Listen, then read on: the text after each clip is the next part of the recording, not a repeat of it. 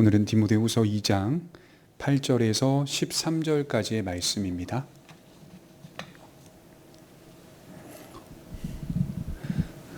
제가 봉독해 드리겠습니다. 내가 전한 복음대로 다윗의 씨로 죽은 자 가운데서 다시 살아나신 예수 그리스도를 기억하라. 복음으로 말미암아 내가 죄인과 같이 매이는 데까지 고난을 받았으나 하나님의 말씀은 매이지 아니하니라. 그러므로 내가 택함 받은 자들을 위하여 모든 것을 참음은 그들로 그리스도 예수 안에 있는 구원을 영원한 영광과 함께 받게 하려 함이라. mit보다 이 말이요, 우리가 주와 함께 죽었으면 또한 함께 살 것이요, 참으면 또한 함께 왕노릇할 것이요, 우리가 주를 부인하면 주도 우리를 부인하실 것이라. 우리는 미쁨이 없을지라도 주는 항상 미쁘시니 자기를 부인하실 수 없으시리라. 아멘. 자, 6번째 시간입니다. 지금 바울은 우리의 믿음이 예수 그리스도에게 의존되어 있다는 사실을 말씀하고 있는 내용입니다. 특별히 바울은 예수님의 인성과 신성을 균형 있게 말씀을 하면서 복음을 설명하고 있습니다. 우리를 구원하신 예수님께서는 우리와 같은 인간의 몸을 입고 이 세상에 오셨다는 사실을 오늘 말씀에서 다윗의 씨로 죽은 자 가운데서 다시 살아나신 예수 그리스도라고 설명하고 있는 겁니다. 우리가 예수님을 하나님이라고 믿잖아요. 그러나 분명한 사실은 예수님이 본질상 하나님이시지만 우리를 구원하시기 위해 종의 형체, 즉 인간의 몸을 입고 역사에 들어오셨다는 사실을 믿는 겁니다. 인간의 역사 속에 들어오셔서 인간의 몸을 취하셨습니다.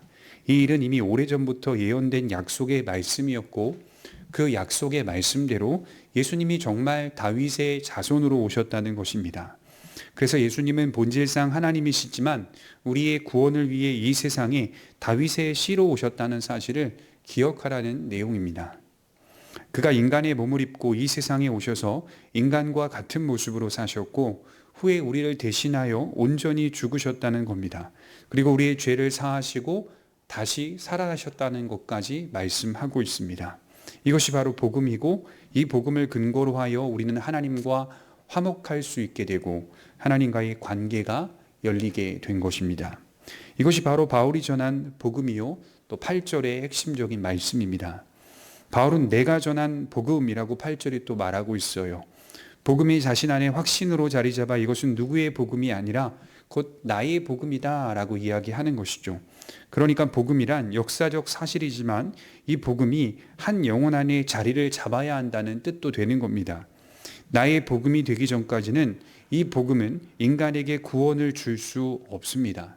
그냥 메아리 치듯이 들리는 복음일 뿐입니다. 그래서 성경은 믿음과 함께 복음을 강조합니다.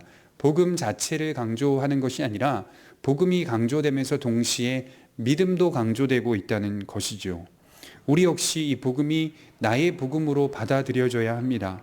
우리 주님을 사랑하는 이유는 복음이 곧 나를 구원했기 때문에, 나를 대속했기 때문에, 곧 나의 복음이기 때문에 이것이 나의 복음인 것이죠. 그래서 성도들 안에 믿음의 확신과 구원의 확신이 매우 중요하다고 말씀을 드릴 수 있어요. 이러한 내용들이 믿음으로 내 안에 확신 있게 자리 잡는 것이 기독교 신앙의 핵심적인 요인입니다. 바울은 우리의 신앙이 예수 그리스도를 계속적으로 기억하라고 8절에 말하고 있어요. 복음의 놀라운 내용과 복음의 의미와 복음의 결과들이 우리의 믿음 가운데 계속 기억되어야 할 진리라고 말씀하고 있습니다. 그리고 이러한 복음의 역사는 내 안에서 그리고 우주 만물 가운데 계속될 것을 말씀하고 있는 것이죠. 이것이 바로 복음의 능력입니다. 복음의 능력. 그래서 복음의 능력을 더 깊이 이렇게 설명하고 있어요. 9절에 보시면 복음으로 말미암아 내가 죄인과 같이 매이는 데까지 고난을 받았으나 하나님의 말씀은 매이지 아니하니라.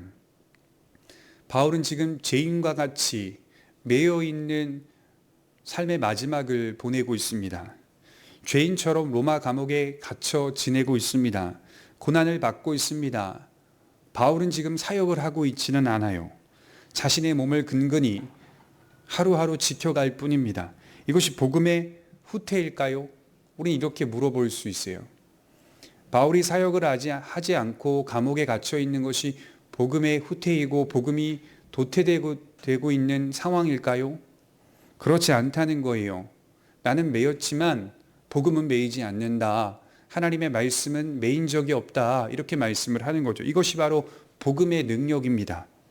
여러분, 우리가 매인 것 같은 상황을 살 수 있어요. 우리가 매인 것 같은 상황일지라도 기억해야 할 것은 하나님의 말씀은 매이지 않습니다. 복음의 능력과 역사는 우리를 의존하는 게 아니에요. 중요하죠. 복음이 인간을 의존하는 게 아니에요. 인간이 복음을 의존하죠. 복음이 인간에게 기대는 게 아니에요. 인간이 복음에게 기대는 것이죠. 우리 없이도 하나님께서 이룰 수 있는 능력이요 역사라는 것을 분명히 알아야 합니다. 무엇으로 알아야 합니까? 가장 중요한 십자가의 사건으로 아셔야 돼요. 십자가의 역사는 오로지 우리 주님께서 이루신 역사입니다. 구원은 인간의 협력으로 이루어지지 않았어요. 100% 주님이 이루신 일입니다. 복음은 처음부터 주님께서 행하신 일이고 주님께서 드러내신 일입니다. 그래서 복음을 또 다른 말로는 계시라고 하죠. 하나님께서 감추어진 사실들을 나타내신 겁니다. 그것은 어두운 이성을 갖고 있는 우리의 지혜, 죄인된 인간의 지혜로서는 도무지 깨달을 수 없는 것이었어요. 그래서 보이지 아니하셨다면, 듣게 하지 아니하셨다면, 만나주지 아니하셨다면 우리는 복음을 알지 못할 것이고 깨닫지 못할 것입니다. 복음은 하나님의 말씀이기 때문에 우리를 의존하거나 한 번도 우리에게 기대지 않아요. 또 복음은 매이지 않아요. 그분의 깊으신 뜻대로 이루시는 역사입니다. 그 능력은 오직 하나님의 능력이고 하나님의 은혜이며 하나님의 영원한 사랑입니다. 그러므로 우리가 조심해야 할 것은 마치 복음을 우리가 관리하는 것처럼 이해해서는 안 돼요. 우리는 국류를 입은 사랑의 열매로서 그저 서 있는 겁니다. 그 사랑의 열매로 우리는 하나님께 사용될 뿐입니다. 사용되는 자가 사용되는 도구로 서야 하지 복음이 우리의 도구가 되어서는 안 돼요. 우리가 복음의 도구가 되는 거죠. 복음을 도구로 생각하면 안 돼요. 복음을 수단으로 생각하면 안 돼요. 우리가 하나님의 도구이고 또 하나님께서 쓰실 그릇이다라고 믿으며 나아가는 겁니다. 역사 속에서 우리뿐 아니라 당신의 여러 백성들을 사용하셨다는 것을 봅니다. 그것은 우리의 지혜 때문이 아니라고 분명히 말해요. 그것은 하나님의 긍휼이다, 하나님의 은혜다, 하나님의 지혜다라고 말하고 있어요. 오히려 성경은 구원받은 백성들을 이렇게 정의합니다. 부르신 자들에 대하여 그들은 어떤 자들인가? 약하고 미련하고 없으며 지혜롭지 못한 자들이다. 이렇게 정의하고 있어요. 고린도전서 1장 27절에 그러나 하나님께서 세상에 미련한 것들을 택하사 지혜 있는 자들을 부끄럽게 하려 하시고 세상에 약한 것들을 택하사 강한 것들을 부끄럽게 하려 하시며 하나님께서 세상에 천한 것들과 멸시받는 것들과 없는 것들을 택하사 있는 것들을 폐하려 하시나니 그러니 우리는 복음은 결코 우리를 의존하거나 매이지 않는다는 사실을 기억하면서 신앙생활을 해야 합니다. 바울은 이어서 넓은 구원의 경륜과 하나님의 하나님 되심에 대하여 말씀하고 있어요. 10절에 보면 그러므로 내가 택함 받은 자들을 위하여 모든 것을 참음은 그들도 그리스도 예수 안에 있는 구원을 영원한 영광과 함께 받게 하려 함이라. 바울이 지금 겪고 있는 참음에 대해서 설명하고 있죠. 바울은 지금 참고 있습니다. 무엇을요? 고난을 참고 있습니다. 그러니까 오래 참음이란 기독교 신앙의 아주 중요한 요소고 이것을 다르게 표현하자면 인내의 소망이다. 이렇게 데살로니가 서신은 말하고 있어요. 믿음이 참 믿음인지를 나타낼 수 있는 아주 중요한 핵심 요소가 인내하는가, 오래 참는가입니다. 이 세상 현실 속에서 변치 않는 믿음으로 서려면 인내가 반드시 있어야 돼요. 바울은 지금 자신이 인내하는 이유에 대해 말하는데 그것은 하나님의 영원하신 작정 속에서 택함 받은 자들을 위함이다. 지금 10절은 그렇게 말하고 있어요. 이게 어떤 의미이냐면 단지 성도의 고난을 말하는 게 아니에요. 단지 성도들은 이 세상 속에서 고난받고 인내해야 한다. 그 정도 차원에서 말하는 게 아니라 바울 자신의 사역의 본질을 말하고 있어요. 그의 헌신이, 바울의 헌신이 교회의 기초가 될 것이다. 이렇게 말하고 있는 대목입니다. 다시 말해서 초대교회 속에서 이루어진 교회의 사도성을 의미하는 말씀입니다.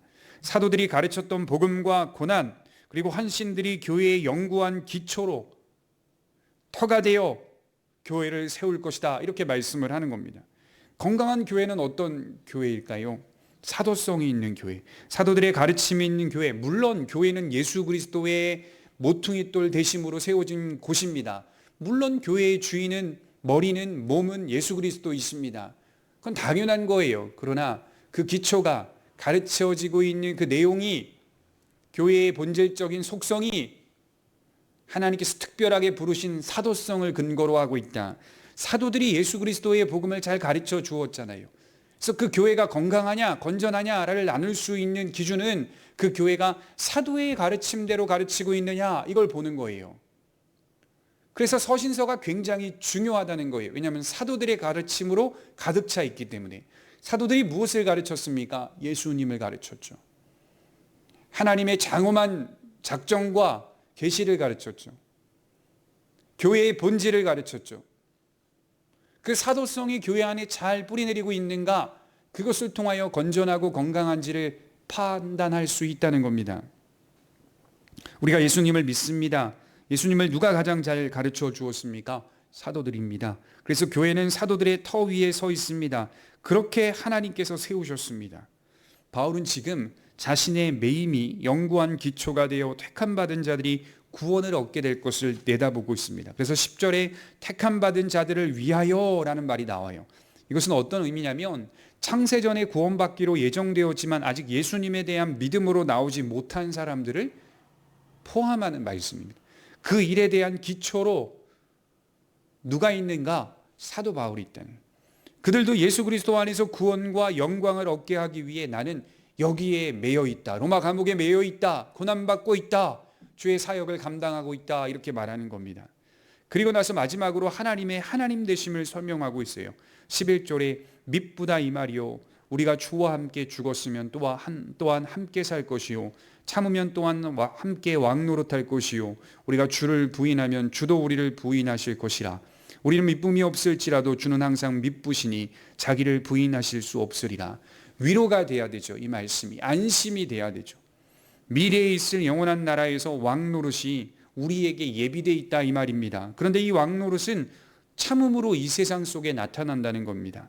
그러니까 인내가 또 한 번 강조되죠.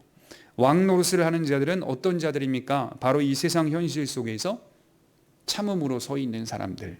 참된 믿음을 증명하라고 할 때 내가 잘 믿음으로 참아내고 있는가, 인내하고 있는가. 그리고 우리가 한 가지 명심해야 할 것은 이 왕노릇이라는 말의 의미는 천국에서의 왕노릇이 보통 우리 마음대로 우리가 지배한다라고 생각할 수 있겠으나 내 뜻과 내 마음대로 지배한다는 의미가 아니라 모든 만물을 섬기기 위해 봉사한다는 아름다운 의미입니다. 첫사람 아담과 하와가 처음 하나님으로부터 받은 왕노릇이 있었어요. 그것은 그들을 위한 축복이기도 하지만 모든 만물을 섬기기 위한 청지기적 위치였습니다. 그러니까 죄가 들어오지 않았다면 아담과 하와의 왕노릇은 봉사였다고 할 수 있어요. 자신들 뜻대로, 부패한 욕심대로, 타락한 본성대로 지배하는 그런 차원의 왕노릇이 아니라 만물을 사랑으로 섬기는 지배권을 의미합니다. 만물을 사랑으로 섬기는 지배권. 우린 천국에서 그렇게 왕노릇하는 거예요. 그래서 우리는 왕노릇이란 봉사라고 기억하셔야 돼요. 섬기기 위한 온전한 형태의 왕노릇이 천국에서 있을 것이다.